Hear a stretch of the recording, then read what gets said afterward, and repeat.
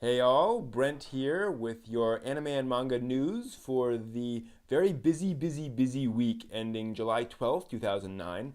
A lot of things hit this week. Nothing too huge, but quite a few noteworthy items. So let's get to it.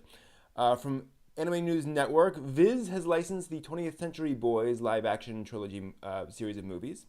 And they'll be airing it for the first time at the New York Anime Festival starting September 25th. So check it out there, and then I'm sure they'll be releasing it on DVD sometime after that, but no news on that just yet that I could tell. Also from ANN, in October in Japan, there'll be a Macross concert series featuring singers from Superdimensional Fortress Macross, Macross 7, and Frontier. It'll feature the singers who voiced Lin Minmay, Basara, Mylene, Cheryl Nome, and Ronka Lee. So pretty big names there. That sounds like fun. From AnimeNews.biz, some information on cheap anime, or cheaper anime. Funimation has a sale on anime through Xbox Live Marketplace. Through August 4th, starting now through August 4th, you can get the following titles for a third off on Xbox Live: Samurai 7, Glass Fleet, Last Exile, Pumpkin Scissors, and Red Garden. After that, until September 1st, the deal switches to Witchblade, Trinity Blood, Salty Ray, Speed Grapher, and Welcome to the NHK.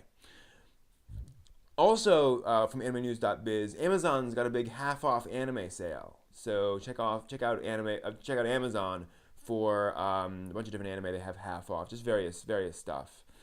Also from AnimeNews.biz as well, Funimation has announced that it's put Fullmetal Alchemist Brotherhood and Ikki Tousen on Xbox Live Video Marketplace. Each episode will cost you 160 points for a standard def. Also note that Ikki Tousen is exclusive to Xbox Live. It's not on PlayStation or anything else. Also in sort of new anime release news from Anime News Network, Bandai Visual has announced a special edition of Gundam 00 starting in October in Japan. This will be a 3-volume set that will culminate with a 3-movie set as the final volume. These 3 movies will just be a condensation of the TV series, so it's not anything like new content. And you'll get audio commentary and sleeves and booklets and all that kind of good stuff in there. And I'm sure, that stuff almost always comes over to America, so that's kind of cool. However, Bandai and Viz have changed some release dates for 4 of their shows, so listen up on this one. The box set for True Tears has moved from July 21st to August 18th. Gundam 00 Volume 2 has been pushed back from August 4th to September 15th. Ghost Slayers Volume 3 is moved from August 4th to September 1st. And Code Geass Season 2, the next one, has been pushed from August 4th to August 18th. So only 2 weeks on that one. Meanwhile, the live-action Blood the Last Vampire film has opened in 20 cities across the U.S. So go out and check that out, major cities across the U.S. For what it's worth, I caught the first 15 minutes of this at Anime Expo, and I was impressed. It's a pretty perfect adaptation. This is what anime live-action should look like. And it worked well for me. Also in anime movie news, but a different movie this time, ANN has an interview with Masahiro Ando, the director of the new Sword of the Stranger anime film. And this is kind of like Ninja Scroll, only with modern good animation. It really looks good. So it'll be interesting to see how that works out. That's coming out soon. So check AnimeNewsNetwork.com for that interview. AnimeNews.biz reports that 4Kids, this is interesting, 4Kids has posted a 5-minute test reel, promo reel, of Sonic X.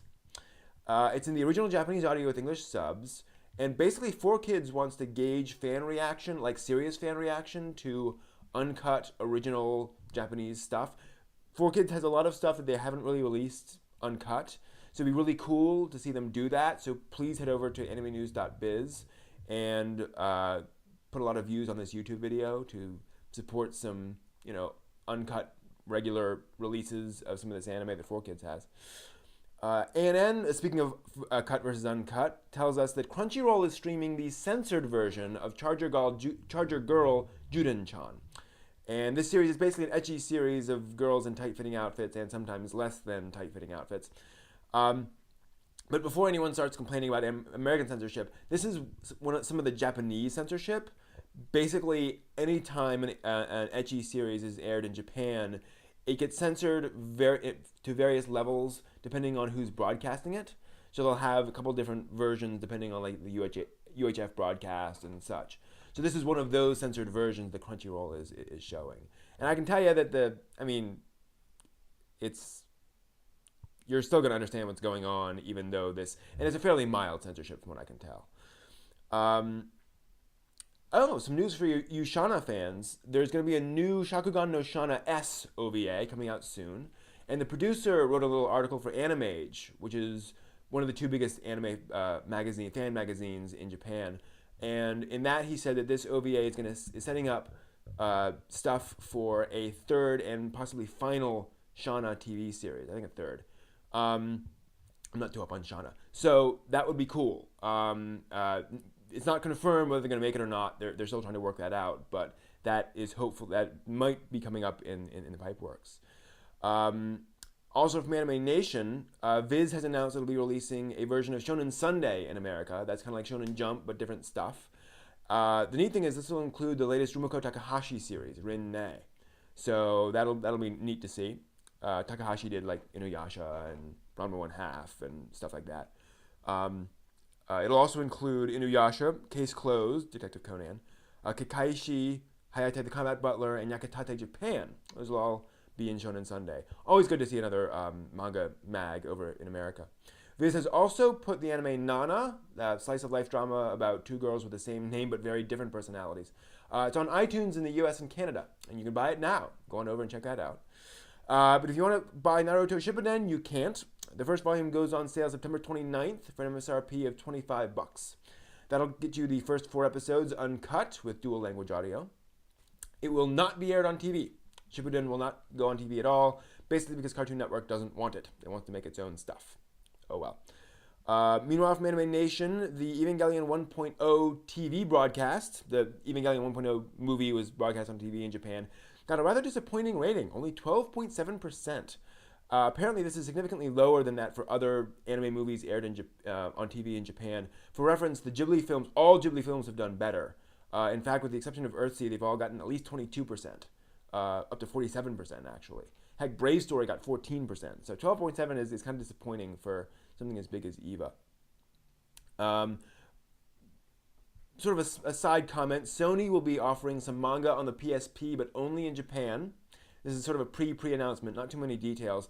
All they'll say is it'll be available later this year and on all models of the PSP in Japan. So, cool. Finally, some Japanese box office numbers, thanks to ANN. The Evangelion 2.0 film, You Cannot Advance, premiered at number 1 in the box office, making the equivalent of $5 million on 120 screens. Meanwhile, Rookie's Graduation, which is a live-action film adaptation of a baseball manga, is at number 2, but in its 5th weekend. That movie's made $70 million in Japan equivalent. Wow. Finally, what manga are selling well in America? According to the New York Times, Naruto has nabbed 4 spots in the top 10, including the top spot for volume 45. Also in there are Fruits Basket, Bleach, and Negima. The bottom 3 are pleasant surprises, though. Haruhi volume 3 is at number 8. Oran volume 12 is at number 9. And Lucky Star volume 1 is at number 10. So very cool. So that's everything I can fit in this video. And that's what I'm going to leave you with, and including a reminder from the new anime Princess Lover. At times when you don't know what to do, it's best to move your body.